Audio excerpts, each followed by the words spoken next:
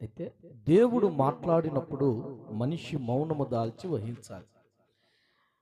నేను దేన్నైనా భరిస్తా కానండి, కొంచెం ఆత్మీయ వాతావరణం పొల్యూట్ అయితే నాకు చాలా కోపం. మీ అందరికి వందనాలు. అర్థమవుతుందండి? అంటే వాక్యం చెప్పేటప్పుడు చిన్నపిల్ల చేష్టాలు మీరు ఎప్పుడు చేయకూడదు. మీకు అర్థమవటానికి చెబుతున్నా. చిన్నపిల్లలు సెల్ ఫోన్తో ఆడుకున్నట్టు మీరు ఆడుకోకూడదు. నేను వాక్యం చెబుతూ ఉన్నప్పుడు మధ్యలో వచ్చి రేయ్ అని అనకూడదు. మీరు నా ఆత్మీయ నడిపింపు డిస్టర్బ్ చేయకూడదు మీరు. అందువల్ల నా కోపం వస్తుంది. నాకు వ్యక్తిగతంగా ఏమి రాదండి. నేను కోపదారిని అయితే కాదు. దేవునికి గట్టిగా స్తోత్రం చెప్పండి. ఒక చిన్న వర్తమానం, ఒక కొద్ది నిమిషాలు చిన్న వాక్యాన్ని చెబుతున్నాను. యోహాను సువార్త 3వ అధ్యాయం 16వ వచనాన్ని ఈ రాత్రి మనం మూల అంశంగా ధ్యానిద్దాం. యోహాను సువార్త 3వ అధ్యాయము 16వ వచన భాగాన్ని చదవండి. దేవుడు లోకమును ఎంతో ప్రేమించెను కాగా ఆయన తన అద్వితీయ కుమారునిగా పుట్టిన వాని యందు విశ్వాసముంచు ప్రతివాడు నశింపక నిత్య జీవం పొందినట్లు ఆయనను అనుగ్రహించెను. 4 సువార్తలలో నలుగురు యేసుప్రభుని 4 రకాలుగా చూశారు. మత్తయి యేసుప్రభుని యూదుల రాజుగా చూశారు. మార్కు యేసుప్రభుని ఎలా చూశాడంటే మనుష్య కుమారునిగా చూశాడు. లూకా యేసుప్రభుని ఎలాగ చూశాడంటే యేసు క్రీస్తు అని ఆయన దైవమానవుడుగా వచ్చాడని లూకా తన గ్రంథంలో లిఖించినాడు. యోహాను చెప్పాడు అసలు యేసు ప్రభువే దేవుడని కడాఖండిగా బల్లగుద్ది చెప్పాడు. దేవునికి స్తోత్రం చెబుతారండి. యేసుక్రీస్తు ప్రభు వారు ఎందుకు ఈ లోకానికి వచ్చాడు? ఎందుకు ఆయన మానవునిగా అవతరించవలసి వచ్చినది? దేవుడు మనుష్యులను రక్షించాలని సదుద్దేశము కలిగి ఈ భూలోకానికి రావలసిన ఆవశ్యకత ఏమిటంటారు? మీకు అర్థమవటానికి చెబుతున్నాను చూడండి. దేవుడికి ఏం పని లేదంటారా? ఆయన పరలోకంలో హ్యాపీగా కూర్చొని దేవదూతల గణముల చేత స్తుతి పొందుతూ భూమి మీద మనుష్యులు ఆరాధించే ఈ బోడి ఆరాధన ఏముందండి? పరలోకములో దేవదూతలు నిరంతరము ఆయన్ని పరితి గానములతో ఆరాధిస్తూ ఉంటున్నారు. అయితే ఇంత గొప్ప దేవుడు ఆ పరలోక మహిమను దేవదూతల ఆరాధన వదిలిపెట్టి భూమి మీద స్థలవీయని మనుషుల కొరకు ఎందుకు వచ్చాడు? ఏమండి, ఆయన జన్మించేటప్పుడు సత్రములో స్థలము లేకపోతే యేసు ప్రభు వారిని తీసుకెళ్లి పశువుల తొట్టిలో పరుండు పెట్టబడ్డాడట. ఎంత దయనీయం అండి ఆ మాట. ఎందుకు దేవుడు రావాల్సి వచ్చింది? దేవుడు మనుష్యుడిగా భూమి మీదకి రావటానికి ఒకే ఒక కారణం ఈ వచనంలో రాశాడు. దేవుడు లోకమును ఎంతో ప్రేమించాడంట. ఎంత ప్రేమించాడండి చెప్పండి? ప్రేమకు కొలత ఉంటుందంటారా? మనిషి ప్రేమకు హద్దు ఉంటుంది. మనిషిని మనిషి ప్రేమించుటకు స్వార్థం మూల కారణం. దేవా నీవు ప్రేమించుటకు నీ కృపయే కారణం. మనుషులు మారినా మమతలు వీడినా బంధాలు మారినా యేసు ప్రేమ మారదు. మనుషులు మారినా మమతలు వీడినా బంధాలు మారినా యేసు ప్రేమ మారదు. ప్రేమ ప్రేమ నా యేసు ప్రేమ, ప్రేమ ప్రేమ నా తండ్రి ప్రేమ. ఊహకు వందని ప్రేమ నా యేసు ప్రేమ, వెలకు వందని ప్రేమ నా తండ్రి ప్రేమ. తరాలెన్ని మోయినా యుగాలెన్ని గడచినా జగన మారనిది యేసు ప్రేమ. తరాలెన్ని మారినా యుగాలెన్ని గడచినా జగన మారనిది యేసు ప్రేమ. ప్రేమ ప్రేమ నా యేసు ప్రేమ, ప్రేమ ప్రేమ నా తండ్రి ప్రేమ. ఊహకు వందని వందని ప్రేమ నా యేసు ప్రేమ, ఎలకు వందని ప్రేమ నా తండ్రి ప్రేమ. దేవునికి స్తోత్రం చెప్పండి. చిన్న వర్తమానం చూస్తానండి. అందరికీ వందనాలు. దేవుడు ఎందుకు ఈ భూలోకానికి వచ్చాడు అంటే, దేవుడు లోకమును ఎంతో ప్రేమించాడట. లోకాన్ని ప్రేమించిన దేవుడు ఏం చేశాడంటే ఆయనను అనుగ్రహించాడు. ఆయనను అనుగ్రహించాడు అని యోహాను రాశాడు. ఆయన అంటే ఎవరు? దేవుడు లోకాన్ని ప్రేమించాడంటే ఆ ప్రేమకు సాదృశ్యంగా ఆయనను అనుగ్రహించాడంట. ఆయన ఎవరు అంటే యెషయా చెబుతున్నాడు. యెషయా గ్రంథము 9వ అధ్యాయం 6వ వచనం. నాతో కలిసి వేగంగా చదవండి. ఆయనను అనుగ్రహించాడట. దేవుడు లోకాన్ని ఎంతో ప్రేమించి ఆ ప్రేమకు ప్రతిగా, ఆ ప్రేమకు నిరూపణగా ఆయనను అనుగ్రహించాడు. ఆయన అంటే ఎవరు? చూడండి, యెషయా గ్రంథము 9వ అధ్యాయం 6వ వచనం ఏమనుందండి? ఏలయనగా మనకు శిశువు పుట్టెను, మనకు కుమారుడు అనుగ్రహించబడును, ఆయన భుజము మీద రాజ్యభారముండెను. ఆశ్చర్యకరుడు, ఆలోచనకర్త, బలవంతుడైన దేవుడు, నిత్యుడగు తండ్రి, సమాధానకర్త, సమాధానమునకు అధిపతి అని. అబ్బో, ఎన్ని పేర్లు ఉన్నాయండి, ఎన్ని పేర్లు రాశాడు అక్కడ. ఆయన అంటే ఎవరంటే మనుష్యులందరికీ ఒక కుమారుడు అనుగ్రహించబడతాడు. గుర్తుంచుకోండి, కుమారుడు అనగానే మనకు కలిగే ఆలోచన ఏంటంటే భార్యాభర్తలకు కలిగిన కుమారుడని మనం ఆలోచిస్తాం. అది కాదు. ఒరిజినల్ భాషలో దాని అర్థం ఏంటంటే కుమారుడు అనగా రక్షించువాడు. కుమారుడు అంటే అర్థం పున్నామి నరకము నుండి నిన్ను నన్ను విడుదల చేసేవాడు. అందుకని యేసు ప్రభునికి కుమారుడు అన్నది ఆయన యొక్క బిరుదు, ఆయన యొక్క స్థితి కాదు, ఆయన యొక్క బిరుదు. దేవుడు మనుష్యులను ప్రేమిస్తున్నాడంటండి. ఎంతగా ప్రేమిస్తున్నాడు అంటే యోహాను రాశాడు, ఎంతో అన్కౌంటబుల్.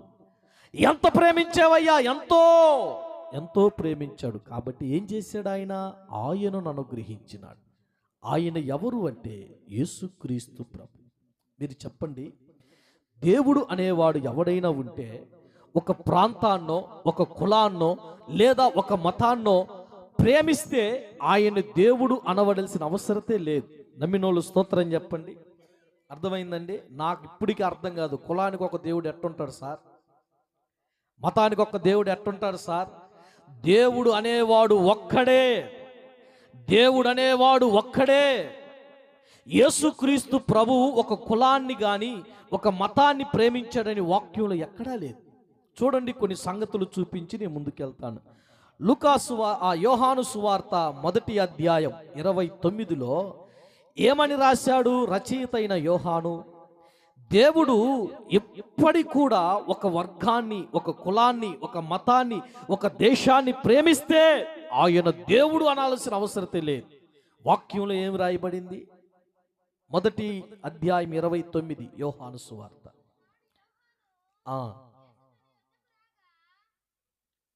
చదువమ్మ 29. ఇదిగో లోక పాపములు మోసుకొని దేవుని గొర్రెపిల్ల. యేసు ప్రభును చూసి బాప్తిసం ఇచ్చుచున్న యోహాను అన్నాడు, అబ్బా నువ్వు యూదుల పాపం ఒక్కటే కాదు, ఇశ్రాయేలీల జాతి పాపాల కోసమే కాదు, లోక పాపాలను మోసుకోవటానికి భూమి మీదకి వచ్చిన దేవుని గొర్రెపిల్ల యేసుక్రీస్తు ప్రభువట. యోహాను సువార్త 4:42 ఏముందండి? లోకాన్ని పాపములను, లోక పాపములను మోసుకొని పోయే దేవుడు యేసుక్రీస్తు ప్రభు.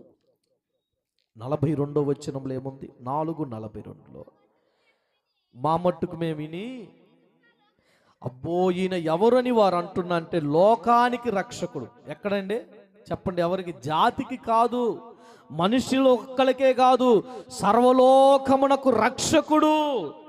లోక పాపములు మోసుకొని పోతున్నాడట, లోకము కొరకు రక్షకుడుగా వచ్చాడట. 1 యోహాను పత్రిక 2వ అధ్యాయము 2వ వచనాన్ని చదివితే యోహాను భక్తుడు భలే రాశాడు. యేసు ప్రభు ఎవరు అనే మాట చూస్తే దేవుడు అనబడిన వాడికి సంపూర్ణమైన లక్షణం, సంపూర్ణమైన 100% క్వాలిటీ ఈయనలోనే కనపడిద్ది. అదేమిటంటే ఆయన లోక పాపాలు మోసుకోవటానికి వచ్చాడు, లోకాన్ని రక్షించటానికి వచ్చాడు. చదవండి, ఏమని రాయబడిందండి? మొదటి యోహాను పత్రిక 2:2 పత్రిక, సువార్త కాదు, అది నాకు కావలసింది. ఆయనే మన పాపములకు శాంతికరమై ఉన్నాడు. మన పాపములకు మాత్రమే కాదు, సర్వలోకమునకు శాంతికరమైన దేవుడట. చప్పట్లు కొట్టి ప్రభుని గణపరచండి. దేవునికి మహిమ కలుగునుగాక. సర్వలోకాన్ని ప్రేమించాడు, లోక పాపాలు మోసాడు, లోకాన్ని రక్షించడానికి వచ్చాడు, లోకములో ఉన్న మనుషులందరికీ శాంతినివ్వటానికి వచ్చాడు. అంత మాత్రమే కాదు, ఆయన లోకమును ఎంతో ప్రేమించాడు. ఎంత ప్రేమించాడండి చెప్పండి. మనుష్యుల ప్రేమలో హెచ్చు తగ్గులు ఖచ్చితంగా ఉంటాయి. మనిషి ప్రేమలో స్థాయి ఉంటుంది. నీకు నచ్చితే ఒకలాగా, నచ్చకపోతే ఒకలాగా. దేవునికి అలాగుండదండి. మీరు చెప్పండి ఒక మాట, సూర్యుని యొక్క కిరణాలు మంచోళ్ళ మీదే పడుతున్నాయా, చెడ్డోళ్ళ మీద కూడా పడుతున్నాయా? ఏమో, నేను ఎక్కువ వాక్యం చెప్పే ప్రసంగికును కాదండోయ్, కొద్దిలో ముగిస్తా. మీరు చెప్పండి, సూర్యకిరణాలు మనుషుల మీద మంచోళ్ళ మీదే పడుతున్నాయా, చెడ్డోళ్ళ మీద కూడా వస్తుందా సూర్యకిరణాలు? ఏం మాట్లాడట్లా, అందరి మీదకి వస్తున్నాయి కదండి. ఇప్పుడు చంద్రుడు ఉన్నాడు, సాయంకాలం మంచోళ్ళకి వెలుగునిస్తున్నాడా, అందరికి వెలుగునిస్తున్నాడా? ఆకాశంలో సూర్యుడు ఒక్కడే, ఆకాశంలో చంద్రుడు ఒక్కడే, భూలోకములో మానవులకు శాంతినిచ్చే దేవుడు ఒక్కడే. ఆయన పేరే ప్రభు అయిన యేసుక్రీస్తు వారు. చప్పట్లు కొట్టి ప్రభుని గణపరచండి. ఎవరు ఆయన అంటే, లోకమును ప్రేమించాడు, లోకాన్ని రక్షించటానికి వచ్చాడు, లోక పాపములు మోయటానికి వచ్చాడు. అంత మాత్రమే కాదు, లోకములో ఉన్న మనుష్యులందరికీ శాంతినివ్వటానికి సర్వలోక జగద్రక్షకుడుగా యేసయ్య వచ్చాడు. స్తోత్రం చెబుతారండి. ఎంత గొప్ప దేవుడు మన సొత్తు అయ్యాడండి. నేను ఒక విషయాన్ని చెప్పాలని చాలా ఆతృత పడుతున్నాను. దేవుని ప్రేమను వివరించటం అనేది ఇంపాసిబుల్, ఎవడి తరము కాదు. కానీ నేను కొంచెం ప్రయత్నం చేస్తాను. నాకు తెలిసిన విషయం చెబుతానండి. దేవుడు మనుషుల్ని ఎంత ప్రేమించాడు? యోహాన్ అన్నాడు, దేవుడు ఎంతో ప్రేమించాడు. ప్రేమకు ప్రతిగా ఏం చేశాడంటే ఆయనను మనకు అనుగ్రహించాడు. ఆయన ఎవరు అంటే యేసుక్రీస్తు ప్రభు. ఆయన ఎందుకు వచ్చాడు ఈ లోకానికంటే ఒక తెగనో, ఒక మతాన్నో, ఒక కులాన్నో కాదు. ఆయన లోకాన్ని ప్రేమించాడు, లోకాన్ని రక్షించటానికి వచ్చాడు, లోక పాపములు మోసుకునే దేవుని గుర్రెగా వచ్చాడు. శాంతి లేని ప్రజలకు శాంతినివ్వటానికి ఈ లోకానికి యేసయ్య వచ్చాడు. స్తోత్రం చెప్పండి గట్టిగా. దేవుని ప్రేమ ఎలాంటిది? ఒక 2 సంగతులు చెప్పి నేను ముగిస్తానండి. దేవుడు మనుషుల్ని ఎంతగా ప్రేమిస్తున్నాడో మనం గమనించగలమా? ఆయన నిన్ను ప్రేమించే ఆ ప్రేమ మనలో ఎంతమందికి అర్థమైందండి? ఈరోజు మనుష్యుల ప్రేమలు, మనుష్యుల యొక్క ఆలోచనలు స్థితిని బట్టి, వయస్సును బట్టి, సౌందర్యమును బట్టి, ధన స్థితిలను బట్టి మనుష్యులు ప్రేమిస్తారు. కానీ దేవుని ప్రేమ లాంటిది కాదు. దేవుడు మనుష్యుల్ని ఎలా ప్రేమిస్తున్నాడు, అసలు దేవుని ప్రేమ ఎంత అని మనం ఆలోచిస్తే ఒక 2 కారణాలు చెబుతాను చూడండి. మొదటి మాటను మనం గమనిస్తే రోమీయులకు రాసిన పత్రిక, రోమా పత్రిక 5:8 రోమీయులకు రాసిన పత్రిక 5వ అధ్యాయం 8వ వచనాన్ని మనం చదివితే, దైవజనుడైన పౌలు మహాశయుడు రోమా సంఘానికి పత్రిక రాస్తూ దేవుని ప్రేమ ఏమిటో వివరించే ప్రయత్నం చేశాడు. ఆయన చదవగలరండి? 5వ అధ్యాయం 8వ వాక్యం. చదువు తల్లి. అయితే దేవుడు మన ఎడల తన ప్రేమను వెల్లడి చేయుచున్నాడు. ఎట్లనగా, మనం ఇంకనూ పాపులమై ఉండగా క్రీస్తు మన కొరకు చనిపోయాడట. చప్పట్లు కొట్టి ప్రభుని గణపరచండి. ఈ మాట చదువుతుంటే నాకు భలే ఆనందం వేసిందండి. మంచోడిని ప్రేమించే వాళ్ళు ఉంటారు కదండి, ఎవడైనా చెడ్డోడిని ప్రేమించేవాడు ఉంటాడా? మీరు చెప్పండి. ఒక భయంకరమైన పాపములో ఉన్న వ్యక్తి ఎవరికైనా కనపడితే లోకం వారి మీద వేసే నిందలు ఎలాగుంటాయి? కారణాలు చూపించకుండా రాళ్ల వంటి మాటల చేత వారిని బాధించేవారు ఉన్నారు కదా. అయితే చచ్చిపోయిన స్థితిలో ఉన్న మనల్ని ప్రేమించే దేవుడు ఎవరంటే ఆయనేనట. మన ఎడల ఆయన ప్రేమను వెల్లడిపరుస్తున్నాడు. ఎలాగా ఆయన ప్రేమను వెల్లడిపరుస్తున్నాడంటే, మనం ఇంకనూ పాపులమై ఉండగా యేసయ్య మనల్ని ప్రేమిస్తున్నాడు. స్తోత్రం చెప్పండి. యేసయ్య అన్నాడు, నేను పాపులను పిలవచ్చాను కానీ నీతిమంతులను పిలవ రాలేదన్నాడు పరిశీలన చూసి. మరొక మాట ఆయన ఏమన్నాడంటే, ఆరోగ్యవంతుడికి వైద్యుడు ఎందుకు, రోగం కలిగినోడికే వైద్యుడు కదా. మీలో పాపం అనే రోగం ఎవరికైనా ఉంటే నా యొద్దకు రాండి, నేను పాప రోగమును నయం చేసే పరమ డాక్టర్ అన్నాడు ఆయన. చప్పట్లు కొట్టుండి ఒక మారు. దేవునికి స్తోత్రము కలుగును గాక. యేసుక్రీస్తు ప్రేమ ఎలాంటిదంటే అండి, పాపులు ఇంకా పాపంలో ఉండగా ఆయన మనం ప్రేమిస్తూనే ఉన్నాడు. స్టిల్ ఈ రోజుకి ఆయన ప్రేమిస్తూనే ఉన్నాడు. నిజం చెప్పండి, నా కంటిలో పాపం లేదని మీలో ఎవరైనా చెప్పగలరండి? నా నోటిలో పాపమైన పదాలు రావు అని చెప్పగలిగిన, నిర్ధారణ చేయగలిగిన వ్యక్తులు ఉన్నారా? కంటిలో పాపం, నోటిలో పాపం, ఒంటిలో పాపం, పంటిలో పాపం, దేహములో పాపం, సర్వమంత పాపమయమైపోతే మనల్ని ఎవడు ప్రేమిస్తాడు? బాగా మద్యం తాగి రోడ్ల మీద పడి కుక్క రోడ్డు మీద పడినప్పుడు ఆ కుక్క ఏం చేసిద్దంటే ఏది పడితే అది నాగిద్ది. తాగిన వాళ్ళ పరిస్థితి అంతే. నీకెట్ట తెలుసు పాస్టర్ గారే? నాకు ఇప్పుడు ఎక్స్పీరియన్స్ అయింది కాబట్టి చెబుతున్నా. వాడిని చూసి అందరూ అసహించుకుంటారా, అసహించుకోరా? నా మనసులో ఏమొచ్చిందంటే, వాళ్ళని చూసినప్పుడు నా స్థానంలో యేసయ్య ఉంటే వాళ్ళని ఏమంటాడు అని నేను ఆలోచిస్తా. అప్పుడప్పుడు పాస్టర్ గారు వాళ్ళ తాతగారి విషయంలో సేమ్ ఇదే జరిగేది. ఆమె ఏమో చురుబురులాడుతూ ఉంటుంది, ముక్కు మీదకి వచ్చేసేది కోపం. నేనేం ఆలోచిస్తానంటే, గుర్తుంచుకోండి, నేనేం ఆలోచిస్తానంటే, ఒకవేళ యేసయ్య ఆయన చూసేదానికి ఏమనుకుంటాడు, వెంకటేశ్వర్లు ఎందుకట్ట దాగుతున్నావు అని యేసయ్య ప్రేమ చూపిస్తాడు. ఇంకా పాపులమై ఉండగా ఆయన నిన్ను ప్రేమించినాడట. మరొక మాట చదవండి, రోమాపత్రిక 5:6 వచనములు ఏముందండి? 5వ అధ్యాయం 6వ వాక్యాన్ని చదివితే, ఏలయనగా మనం ఇంకనూ బలహీనులమై ఉండగా క్రీస్తు యుక్త కాలమున భక్తిహీనుల కొరకు చనిపోయినాడు. ఏమి రాశాడండి? ఇంకా బలహీనులై ఉండగా ప్రేమించినాడు. తల్లి ఏమని వివరించదు యేసయ్య ప్రేమను? సోదరుడా, సోదరి, ఇంకనూ పాపులమై ఉండగా యేసు ప్రభుని ఇంకా ప్రేమిస్తున్నాడు. కారణం, నీ ఆయుష్ను పొడిగించటానికి కారణం నీ డబ్బు కాదు, నీ బలం కాదు, నీ ఆస్తి కాదు, నీ అంతస్తు కాదు, నీ ఆ ఒంటిలో ఉన్న ఉడుకు రక్తం కాదు. దేవుడు ఒక్క క్షణము గాలిని బిగబట్టాడా, భూమి మీదున్న సర్వ శరీరులు చచ్చి ఊరుకుంటారండి. ఎందుకు ఆయన గాలి బిగపట్టట్లేదు? ఎందుకు మనుష్యులను ఇలాగ చేయట్లేదంటే ఆయనకంత ప్రేమ. ఏమిటి యేసయ్య ప్రేమ అంటే, మనం ఇంకనూ పాపులమై ఉండగా ఆయన ప్రేమిస్తూనే ఉన్నాడు. సోదరుడా, ఎంత ప్రేమిస్తున్నాడు! ఎంత ప్రేమ ఆయన ప్రేమిస్తున్నాడంటే, మనం ఇంకనూ బలహీనులమై ఉండగా ప్రేమిస్తున్నాడు. వాక్యం చెబుతున్నానండి, బలహీనతలు ఉన్నాయి, పాట పాడుతున్న బలహీనతలు ఉన్నాయి, పరిచర్య చేస్తున్న బలహీనతలు ఉన్నాయి, అన్నీ ఉన్నాయి. నేను అనుకుంటాను చాలాసార్లు, ప్రభువా, నా పని అంతా నేను దేవుని సేవలో చేసేది ఒక 0%, యేసయ్య చేసేది 100%. నేనేం కేవలం వచ్చి వాక్యం చెబుతానండి. నేను వెళ్ళక ముందే ఆడ ఉన్న దురాత్మ శక్తులను కస్టడీ చేసింది ఆయనే కదా. వాక్యం చెప్పేదానికి శక్తి ఇచ్చేది ఆయనే కదా. నేను వాక్యం చెబుతుంటే అది ప్రజల హృదయాల్లో తీసుకెళ్లేది పరిశుద్ధాత్మదేవుడే కదా. నేను అనుకుంటాను, ఇంత బలహీనుడైన నన్ను నువ్వు ఎలా ప్రేమిస్తున్నావయ్యా? ఏమి చూసి ప్రేమించావు? మనం ఇంకనూ పాపులమై ఉండగా ప్రేమించాడంట. సోదరుడా, ఇంకా నువ్వు పాపములో ఉన్న యేసయ్య ప్రేమలో కొరత లేదు. మనం ఇంకనూ బలహీనులమై ఉండగా ప్రేమించాడట.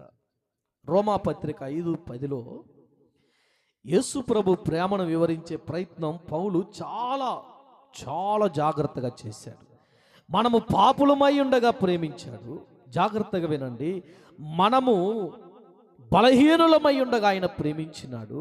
అంత మాత్రానే కాదండి, రోమీలకు రాసిన పత్రిక 5వ అధ్యాయం 10వ వచనాన్ని ఏం చదువుతుంది? ఏలయనగా మనము శత్రువులమై ఉండగా, అబ్బా చూశారండి, మనం శత్రువులండి దేవునికి. దేవుని ఎదుట పాపము చేయ ప్రతివాడు శత్రువే. ఎవడు కాదండి, అందరూ శత్రువులే. శత్రువులమైన మనల్ని యేసయ్య ప్రేమిస్తూనే ఉన్నాడు. దేవునికి స్తోత్రం చెప్పండి. ఇంతకు మించి నేను వివరించలేను. పాపులమై ఉండగా ప్రేమించాడు, బలహీనులమై ఉండగా ప్రేమించాడు, శత్రువులమై ఉండగా ఆయన ప్రేమించాడు. యేసయ్య ప్రేమ ఎలాంటిదంటే, ఇదిగో చూడండి, ఈ రోజుకి ఎన్ని బలహీనతలు ఉన్నాయండి. అబద్ధాలతోనే సేవ చేస్తున్నాం. మా ప్రసంగాల అబద్ధమే, మా మాటలున్నాయి, మా పాటలున్నాయి. దీనిలో ఎన్నో బలహీనతలు ఉన్నాయి. నేను సంపూర్ణని ఏ దైవజనుడు చెప్పుకోలేడు. అంతరంగం లోపలికి చూస్తే ఎలాగుంటుందో చెప్పనండి. మురికి పట్టిన గుడ్డ, డాళ్ళు పడిన అంగి, ఆ హృదయం అంత ఘోరమైన వ్యాధితో ఉన్నట్లు వాక్యంలో చూస్తాం. తల్లి, దేవుడు మనుషుల్ని ఎంత ప్రేమిస్తున్నాడంటే, నీవు నేను పాపులమై ఉండగా, నీవు నేను బలహీనులమై ఉండగా, నీవు నేను శత్రువులమై ఉండగా యేసయ్య ప్రేమించాడట. దేవునికి స్తోత్రం చెప్పండి. ఇంకొక మాట చెప్పి ముగిస్తాను. దేవుని యొక్క ప్రేమ ఎలాంటిది అంటే, ఎఫెసీయులకు రాసిన పత్రిక 2వ అధ్యాయం 5వ వాక్యంలో దైవజనుడైన పౌలు మహాశయుడు ఎఫెసీ సంఘానికి పత్రిక రాస్తూ దేవుని ప్రేమ ఏమిటో వివరించే ప్రయత్నం చేశాడు. ఆయన ఏమని రాయబడిందో చూడండి. 2వ అధ్యాయము 5వ వాక్యం. దేవుడు కరుణా సంపన్నుడయ్యుండి మనము మన అపరాధముల చేత చచ్చిన వారమై ఉన్నప్పుడు,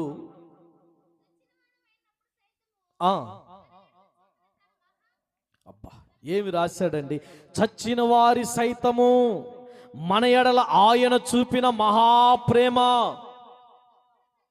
అబ్బా, నన్ను బ్రతికించింది ఏంటంటే యేసయ్య ప్రేమ. స్తోత్రం చెప్పండి, గట్టిగా చెప్పండి అండి. యేసు ప్రభు ప్రేమ లేకపోతే, నేను వాస్తవంగా చెబుతున్నాను, నేను ఎప్పుడూ చచ్చిపోయేవాడిని. ఎలా చెబుతున్నారండి ఇదంటే, నాకున్న సమస్యలు అలాంటివి. కడుపేద స్థితిలోనా కరువే నా బంధువాయను, వయసొచ్చిన తరుణములో వస్త్రహీనతే కృంగదీసెను. కడుపేద స్థితిలోనా కరువే నా బంధువాయను, వయసొచ్చిన తరుణములో వస్త్రహీనతే కృంగదీసెను. ఆధారము కనిపించని నా బ్రతుకులో ఐశ్వర్యవంతుడనన్నాదుకున్నావు. ఏ ఆధారము కనిపించని నా బ్రతుకులో ఐశ్వర్యవంతుడనన్నాదుకున్నావు. యేసయ్యా కనిపించరే నీలాగా ప్రేమించే వారెవ్వరు. యేసయ్యా కనిపించరే నీలాగా ప్రేమించే వారెవ్వరు. నీ దీర్ఘశాంతమే నా హృదయానికి ధైర్యము, నీ కరుణ కటాక్షములే నా బ్రతుకుకు ఆధారము. దేవునికి స్తోత్రం చెప్పండి. శ్రమల కొలిమిలో మనల్ని బ్రతికించగలిగేది యేసయ్య ప్రేమండి. మన పాపముల చేత, అపరాధముల చేత చచ్చిన వారమై మనముంటే మనల్ని ప్రేమించినాడు. దేవుడు మనుషుల్ని ఎవరిని ప్రేమిస్తున్నాడంటే, చచ్చిన స్థితిలో ఉన్న వారిని ప్రేమిస్తున్నాడు. ఓ మాట చెప్పి ముగిస్తానండి. లూకాసు వార్త 15వ అధ్యాయం 11వ వచనంలో ఒక అద్భుతమైన మాట రాయబడింది. ఈ లూకాసు వార్త 15వ అధ్యాయం దేవుని ప్రేమను గురించి రాయబడిన అధ్యాయం. తప్పిపోయిన గొర్రెను వెతికిన కాపరి వలె ఆయన ఉన్నాడు. తప్పిపోయిన నాణెమును వెతకటానికి సహాయపడే పరిశుద్ధాత్మ దేవునిగా ఆయన ఉన్నాడు. ఇదిగో తప్పిపోయిన కుమారుని ఎడల ప్రేమ చూపే తండ్రిగా ఆయన ఉన్నాడు. మీకు అర్థమవటానికి చెబుతాను చూడండి. ఈ వృత్తాంతం మీ అందరికీ తెలిసిందేనండి. ఒక ఆయనకి 2 కొడుకులు ఉన్నారు.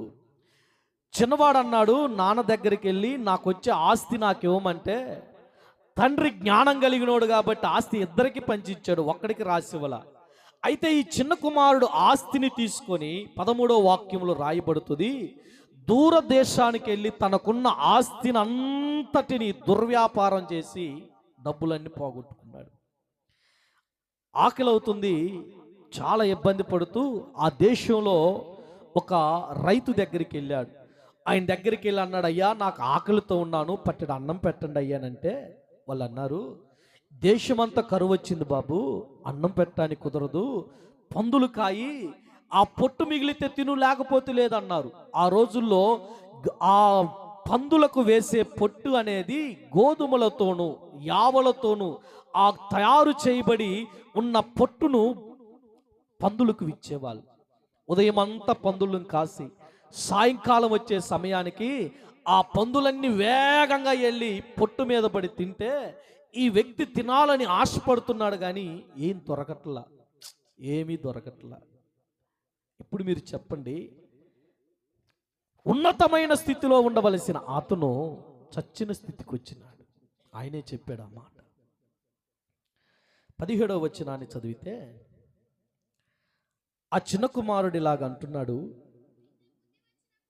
వాడు కూర్చొని ఆలోచిస్తూ బుద్ధి వచ్చినప్పుడు ఇలాగ అనుకుంటున్నాడని మనసులో, నా తండ్రి యొద్దకు ఎంతోమంది కూలివారు ఉన్నారు, అన్నం సమృద్ధిగా ఉంది, నేనైతే అబ్బా ఏమన్నాడండి చెప్పండి, నేను చెబుతున్నావు ఏమన్నాడు, ఎందుకు చచ్చిపోతున్నావు, ఎందుకు వచ్చిందిరా నీకు ఈ కరువు. 18వ వచనంలో రాయబడింది, అతడు ఆకలితో చచ్చిపోయేంత కరువుకు కారణం అతని పాపం. స్తోత్రం చెబుతారండి. పాపం మనిషిని చచ్చేటట్లు చేస్తుంది. పాపం మనిషికి దరిద్రాన్ని తీసుకొస్తుంది, చినిగిన గుడ్డను తీసుకొస్తుంది, వస్త్రహీనత తీసుకొస్తుంది. తల్లులారా, ఈరోజు చాలామంది మీలో ఉన్నారు, కానీ మీ గుండెల్లో వేదన లేదంటారా?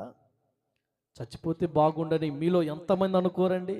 ఈ బాధలు కష్టాలు ఎందుకు, నేను నా బిడ్డలకు బరువైపోయాను, నా బ్రతుకు నాకే భారమైపోయింది, పట్టెడ మెతుకులను పెట్టే నాదుడు లేడని ఏడుస్తూ ఉన్నారు కదా. ఇది ఒంటరితనమే కదండి, సమస్యల్లో కులికిపోయిన స్థితే కదండి. ఆ వ్యక్తి ఎంత నలిగి మాట అంటున్నాడు, నా తండ్రి దగ్గర ఆహారం సమృద్ధిగా ఉంది, నేను ఇక్కడ ఆకలి లేక చచ్చిపోతున్నాను, పట్టెడు అన్నము లేక చచ్చిపోతున్నాను, నేను మరలా నా తండ్రి దగ్గరికి వెళ్ళి ఇలాగ అంటానయ్యా, నేను నీ ఇంటిలో పనోడుగా ఉంటా, ఒక జీతగాడుగా ఉంటా, నాకు ముద్దన్నం పెట్టయ్యా అని నా తండ్రి కాళ్ళ మీద పడతా. మనసులో అనుకోండి, ఏ మొహం పెట్టుకొని పోతావురా, నువ్వు చేసిన పని ఏంట్రా అని అంతరాత్మ తనలో వస్తున్న ప్రశ్నలకు సమాధానము చెప్పలేక, ఏదైతేమి నా తండ్రి ఇంటికి నేను వెళ్తానని చెప్పి ఆ బిడ్డ, ఆ చిన్న కుమారుడు వెళుతూ వచ్చాడు. మీరు ఇక్కడ ఒక కొంచెం ఆగండి, మీకు అర్థమవటానికి చెబుతాను. ఎందుకు వెళ్తున్నాడు ఆ చిన్న కుమారుడు చెప్పండి అమ్మ, ఎందుకు వెళ్తున్నాడు? ఆకలి తీరకే కదా, అవునా కదా? ఉన్నారండి లైన్లో. ఆకలి తీరకే కదా, ఆకలికి చచ్చిపోతానని ఆకలి తీర్చుకోవటానికి తండ్రి దగ్గరికి వెళ్ళాడు. బిడ్డలారా చూడండి, 20వ వచనాన్ని మనం చదివితే అక్కడ అద్భుతమైన మాట. ఇప్పుడు వాడింకను దూరముగా ఉన్నప్పుడు తండ్రి వానిని చూచి కనికరపడి పరిగెత్తుకొని వెళ్ళి వాడి మెడ మీద పడి ముద్దు పెట్టుకున్నాడంట. చప్పట్లు కొట్టి ప్రభుని గణపరచనండి. దేవునికి స్తోత్రం కలుగునుగాక. ఒరే చిన్నోడా, ఆస్తి ఏం చేసేవరని అడిగాడా? తీసుకెళ్ళిన ₹1,00,000 ఏం చేసేవరని అడిగాడా? ఏం అడగలా. ఈడేమో అడుగుళ్ళు అడుగు వేసుకుంటూ వస్తుంటే ఆ వృద్ధుడైన తండ్రి వేగంగా పరిగెత్తుకుంటూ వచ్చి మెడ మీద పడి ముద్దు పెట్టుకున్నాడంట. ఇది దేవుని ప్రేమ. స్తోత్రం చెప్పండి, గట్టిగా చెప్పండి. తరాలు మారినా, యుగాలు మారినా, తరగవులే నా యేసుని మమతానురాగాలు, తరగవులే నా యేసుని మమతానురాగాలు. తరాలు మారినా యుగాలు మారినా తరగవులే నా యేసుని మమతానురాగాలు, తరగవులే నా యేసుని మమతానురాగాలు.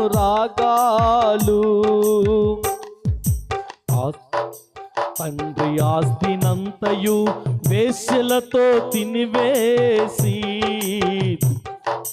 భ్రష్టుడై కన్నీళ్లతో తిరిగొచ్చే సమయాన, తండ్రి ఆస్తినంతటిని వేశ్యలతో తినివేసి, భ్రష్టుడై తిరిగొచ్చే సమయాన, ఎదురెల్లి ముద్దాడి కౌగిలించిన మమతానురాగాలు మారిపోవునా. ఎదురెల్లి ముద్దాడి కౌగిలించిన మమతానురాగాలు మాసిపోవునా. తరాలు మారినా యుగాలు మారినా తరగవులే నా యేసుని మమతానురాగాలు, తరగవులే నా యేసు మమతానురాగాలు. దేవునికి స్తోత్రం చెప్పండి. ఏంటండి యేసయ్య ప్రేమ ఇలాగుంది? పాపములో పడిన ఒక వ్యక్తి యేసు ప్రభు దగ్గరకు వస్తే ఆయన తృణీకరించడు, నేనెంత మాత్రము త్రోసివేయనంటాడు. దేవుని మహాప్రేమ ఏంటిదంటే, ఆ కుమారుడు వచ్చినప్పుడు తృణీకరించలేదు. ఎలాంటి స్థితిలో నుండి కుమారుడు తండ్రి దగ్గరకు వచ్చాడంటే చచ్చిన స్థితిలో నుండి. ఏ స్థితి అండి? మీరు మరలా చెబుతున్నాను, ఎందుకు వచ్చాడు వాళ్ళ నాన్నకాడికి? మాట్లాడరేంటండి? 22వ వచనంలో తండ్రి ఏం చేశాడో రాయబడింది. మీరు ఎప్పుడైనా ఒక కోణం చెప్పి ముగిస్తాను బ్రదర్. తండ్రి ఏం చేశాడు? కొడుకు ఎందుకు వచ్చాడు? మాట్లాడండి, ముగిస్తున్నా. చెప్పండి, ఎందుకు వచ్చాడు? ఆకలి తీరలా, చచ్చిపోతున్న భయం వేసింది. చచ్చిన స్థితిలో నుండి తండ్రి దగ్గరకు వస్తే మొదటగా తండ్రి ముద్దు పెట్టుకున్నాడు. తరువాత ఏం చేశాడు ఆయన? చదువమ్మా. తన పనివారిని పిలిచి, ఇదిగో పసస్త్ర వస్త్రములు, విలువైనవి, కాస్ట్లీ బట్టలు, ఏయ్ నా కొడుకు కాస్ట్లీ బట్టలు తేండి అన్నాడు. తరువాత వీడి చేతికి ఉంగరం, కాళ్ళకు చెప్పులు తొడిగి. ఈ మాట చూశారండి? నేను మరలా చెబుతున్నాను, ఎందుకు వచ్చాడు వాళ్ళ నాన్న దగ్గరికి? బ్రదర్ చెప్పండి, వందనాలు మీకు. ఎందుకు వచ్చాడక్క? ఆకలి కోసం. వాళ్ళ నాన్న ఏం చేశాడు అంటారు? అన్నం పెడితే పోయిద్దిగా, అన్నం పెట్టట్లా, ప్రేమ చూపిస్తున్నాడు. స్తోత్రం చెబుతారండి. అరే అన్నం తిన్నామని అడిగాడా? అడగలా. ఉంగరం పెట్టమని అడిగాడండి. అయ్యా వెనకున్న వాళ్ళు వందనాలు, ఉంగరం పెట్టమన్నాడా? మంచి బట్టలు ఈ డాడీ, ఇస్త్రీ బట్టలు అని అడిగాడా? కాళ్ళకి చెప్పులు అడగలా. ఇవన్నీ ఎందుకు ఇచ్చాడు ఆయన? ఆయన ప్రేమ. దేవుని ప్రేమ మన కష్టాలను మరిపిస్తుంది. నమ్మినోళ్ళు స్తోత్రం చెప్పండి. చాలా రోజుల క్రితం నేను ఒక ప్రాంతంలో ఒక సందర్భం చాలా సంవత్సరాలు నేను ఏడ్చేటట్టు చేసిందండి. ఆ తల్లికి 3 కొడుకులు ఉన్నారు. భర్త భయంకరమైన తాగుబోతు, పిల్లలను పట్టించుకోడు. ఉదయకాలం అంతా పాసి పని చేస్తే ఇంట్లో అంటులు దవ్వితే వాళ్ళు వెళ్ళేటప్పుడు అంటారు, పడమ్మాయి ఆ మిగిలిన సద్దాన్నం తీసుకెళ్ళన్నారు. ఒక పట్టెడు తీసుకొని వచ్చి బిడ్డలకు పెట్టుకునేది. ఆ రోజు ఎందుకో పని లేదండి. ఒక ఇంట్లో పని చేస్తే గుప్పిడి అన్నం పెట్టారు. 3 కొడుకులో పెద్దోడు వచ్చి అన్నాడు, అమ్మో ఆకలి వేస్తుందే అన్నం పెట్టంటే ఆ ముద్దలో కొంచెం తీసి వాడికి అన్నం పెట్టింది. చిన్నోడు కొంచెం బొద్దుగా ఉంటాడు, అన్నాడు, అమ్మ ఆకలి అవుతుంది అన్నం పెట్టంటే కుండలో ఏమి లేదండి, మొత్తం తుడిసింది. తుడిసి ఒక గుప్పిడి మెతుకులు వస్తే ముద్ద చేసి అన్నం పెట్టి మంచినీళ్ళు దాగి ఆడుకోని ఆయన అని చెప్పింది. అందరికంటే చిన్నోడు వచ్చాడండి. అందరికంటే చిన్నోడు వచ్చాడు. అమ్మ ఆకలి అవుతుందమ్మా అన్నాడు. లేదు అని చెప్పగలిగిద్దా తల్లి? ఆ వాడికి చెప్పితే అర్థమయ్యేటట్టు మీరు చెప్పండి. లేదంటే వాడు వింటాడా? లేదు అంటే వినలేరు కదా. చాలా మారం చేస్తున్నాడు, ఆకలి అవుతుందమ్మా, ఆకలి అవుతుందమ్మా అంటే ఆ తల్లి ఆ బిడ్డను దగ్గర తీసుకొని ఒళ్ళో పట్టుకొని పొట్ట మీద చిన్న చిన్న ముద్దులు పెడుతుందట. ముద్దు పెట్టి అంటదయ్యా ఆకలి తీరిందా అంటుంది. ఆ పొట్ట మీద ఒక చిన్న ముద్దు పెట్టి అయ్యా ఆకలి తీరిందా, అయ్యా ఆకలి తీరిందా అంటే ఆ బిడ్డ ఆ ముద్దులతో వింటూ వింటూ తల్లి ఒడిలోనే పవళించినాడు, తల్లి ఒడిలోనే నిద్రించినాడు. తల్లి ప్రేమ ఆ బిడ్డ ఆకలిని మాన్పింది. చప్పట్లు కొట్టి యేసయ్యని గణపరచుదాం. చాలా కదిలించిన సందర్భం. చాలా రోజులు నేను ఆ సందర్భం నా మదిలోకి వచ్చినప్పుడల్లా నా కళ్ళు చెమ్మగిల్లుతాయి. వాస్తవమే, ప్రేమ మనిషిని బ్రతికించగలిగింది. ఆకలితో వచ్చాడు చిన్న కుమారుడు. అన్నం పెట్టగలడు తండ్రి, అన్నం పెట్టి కడుపు నింపాలని ఆశ ఉంది. దానిని మరిపించగలిగిన ప్రేమ ఇతనికి అర్థం అవ్వాలి కదండి. ఈరోజు మీరు చెప్తారా, ఈరోజు మీరు ఆలోచించగలరా, ఆ తండ్రి కుమారుని మెడ మీద పడి ఎంత ఏడ్చినాడో. ఉంగరాన్ని ఇచ్చాడట, ప్రశస్త వస్త్రాలు ఇచ్చాడంట, కాళ్ళకు చెప్పుల్ని ఇచ్చాడంట. కుమారుడు కాళ్ళ మీద పడి ఏడుస్తున్నాడు. నాన్న, నేను నీ ఇంటి కుమారుడుగా అనిపించుకోవటానికి యోగ్యత లేదయ్యా, నీ ఇంటిలో పనివాడిగా ఉంటానంటే. ఆ తండ్రి అన్నాడు, రే నా కొడుకు వచ్చాడు, పార్టీ చేయాలి, ఇదిగో వధించబడిన గొర్రెలను తేండ్రా, మంచి ఎడ్లను తీసుకొచ్చి వధించండి అని చెప్పి పిలిచాడట. పొలం నుంచి పెద్ద కొడుకు వచ్చాడు. ఇంట్లోకి రావటానికి అలిగాడు ఆయన. అలిగేవాళ్ళు ఎక్కువ ఈరోజు. దేవునికి స్తోత్రం చెప్పండి. గట్టిగా చెప్పరేంటండి? ఎందుకు కొంతమంది చేతులు ఎత్తట్ల? మీకేమైనా రోగం ఉందండి? అలిగి రాట్లా. ముసలోడు అన్నాడు, పెద్దోడు ఏడు రా అన్నాడు. ఆయన అలిగి బయట ఉన్నాడు సార్ అన్నాడు. పోయి రాయ్యా ఇంట్లో కంటే. వాడు వేశ్యలతో నీ డబ్బంతా కాజేసి వాడు వస్తే వాడికి ఉంగరం పెట్టేవంట, చెప్పులు ఇచ్చేవంట, వస్త్రాలు ఇచ్చేవంట. ఏ రోజైనా నేను నా స్నేహితులతో కలిసి పార్టీ చేసుకోవటానికి ఒక గొర్రెనని ఇచ్చేవా, ఒక మేకనని ఇచ్చేవా? నేను రానుపో అంటున్నాడు. వాళ్ళ నాన్న ఒక మాట అన్నాడు, ఇది నాకు చాలా నచ్చిన మాట. 32వ వచనంలో చదవండి, ముగిస్తున్నాను. 32వ వచనంలో తండ్రి ఏమంటున్నాడు అంటే,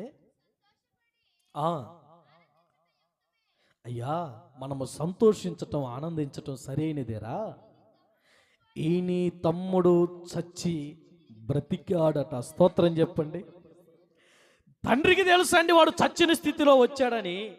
తండ్రికి అర్థమైంది, ఈడంతా అయిపోయింది అబ్బాయి, ఈడు చాప్టర్ అయిపోయిందే, ఇక ఎవడు రాడు ఈడుతో, నాకు తెలుసు అని చెప్పి ఆ సమయంలో దేవుడు మనుషుల మీద చూపిన ప్రేమ లాంటి ప్రేమ తండ్రి చూపిస్తా అంటున్నాడు. అయ్యా వాడు చచ్చిపోయాడు, అయ్యా చచ్చినోడు ఇంకేం చంపుతావురా? పాపం ఒక మనిషిని ఇలా మారుస్తుందండి. ఆకలి కేకలు ఎలాంటివో తెలుసా మీకు? ప్రేమ లేకపోతే ఈ భూమి మీద ఎవరు బ్రతకలే. మీరు చెప్పండి, రోజు తన్నే భర్త కావాలా, ప్రేమగా చూసుకునే భర్త కావాలా? ఎవరండి ఊరు చూస్తున్నారు, మాట్లాడరేంటండి? రోజుకి కట్టలు తెచ్చే మొగుడు కావాలా? నోయ్, ప్రేమగా చూసుకునేవాడు కావాలా? ప్రేమ ఇది లేకపోతే మనం బ్రతకలేం. నాకు యేసయ్య ప్రేమ నాకు అర్థమైందండి. యేసు ప్రభు ప్రేమ నాకు అర్థమైంది. అందుకనే నాకు ఎన్నో స్థితిగతులు ఉన్నాయి. సంపాదించటానికి, కూర్చుకోవటానికి దేవుడు నాకు ఎన్నో మార్గాలు ఇచ్చాడు. నేను చదువు లేక, ఏదో ఏ బ్రతకలేక అది ఈ పని రాలేదండి. ఇది దేవుడు పిలిస్తే నేను వచ్చా. నా కులం నన్ను పిలవలా, గుర్తుపెట్టుకోండి. మా వాళ్ళు ఎవరైనా ఉన్నారే, అబ్బాయి మేము ఒక 10 మంది ఉండవురా, నువ్వు రా, మీకు ఎందుకు పాస్టర్ గాని ఎవరు అనలా నన్ను. యేసయ్య పిలిస్తే నేను వచ్చా. ఆయన పరిచర్య ఇస్తే చేస్తున్నా. ఊపిరున్నంత వరకు యేసయ్య ప్రేమను ప్రకటిస్తా. స్తోత్రం చెబుతారండి బిడ్డలారా. యేసు ప్రభు ప్రేమ ఎంత గొప్పదో తెలుసా? ఆ ప్రేమను కానీ నువ్వు గుర్తెరిగితే ఇక లోకంలో దేన్ని ప్రేమించలేవు. ఆయన ప్రేమ నీకు అర్థమైతే ఎలాగుంటుందండి?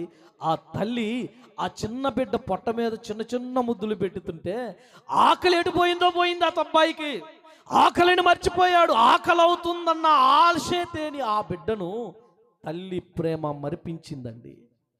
యేసు ప్రభు ప్రేమ నిన్ను నన్ను ఆ శ్రమల నుండి లాగుతుంది.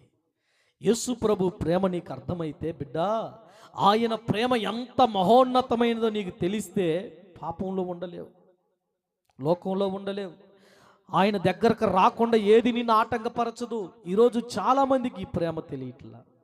చచ్చిన స్థితిలో ఉండి ఓదార్చేవారు లేని స్థితిలో, భయంకరమైన శ్రమలలో ఒంటరి అయిపోయి, జీవిత భారం అయిపోయి, చీకటి దినాలలో ఉంటూ నేనెందుకు బ్రతుకుతున్నానో, నా బ్రతుకుకు అర్థమేంటో, ఎందుకు ఈ భయంకరమైన జీవితం, అయ్యా ఈ రోగాలతో నేను ఎన్నాళ్ళు బ్రతకాలి, ఈ సమస్యలతో నేను ఎన్నాళ్ళు బ్రతకాలి, ఈ ఇబ్బందులతో నేను ఎన్నాళ్ళు బ్రతకాలి, లోకులు కాకులై నన్ను బాధిస్తున్న వేళ, ఆదరించవలసిన వారు అవమానిస్తున్న వేళ, దరిచేర్చవలసిన వారే దూరముగా నన్ను త్రోసివేస్తున్న వేళ నేను ఎలాగనుకుంటున్నావా సోదరుడా సోదరి? యేసు ప్రభు చచ్చిన వారిని ప్రేమించు దేవుడు. ఈ రాత్రి అట్టి వారు ఇక్కడ ఉంటే మిమ్మలను కూడా యేసయ్య ప్రేమిస్తున్నాడు. స్తోత్రం చెబుతారండి. ప్రార్థన చేసుకుందాం, కన్నులు మూసుకోండి. ప్రార్థన చేసుకుందాం, కనులు మూసుకోండి. చిన్న ప్రార్థన. సోదరుడా సోదరి,